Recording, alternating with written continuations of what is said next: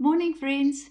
To conclude our month of praying revival let us read a short but powerful scripture from Psalm 85 and verse 6.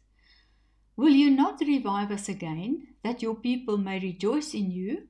Please pray with me. O Lord, please revive us again, that your people may rejoice in you. We end this month's journey where it all began, asking you for a fresh touch. Revive us again, Lord. Keep our hearts tender, our minds focused, and our spirits burning.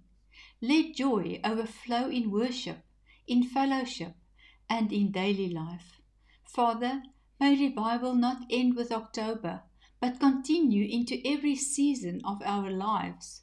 Revive us again, O God, that we may rejoice in you and bring glory to your name. In the name poured out like ointment over us.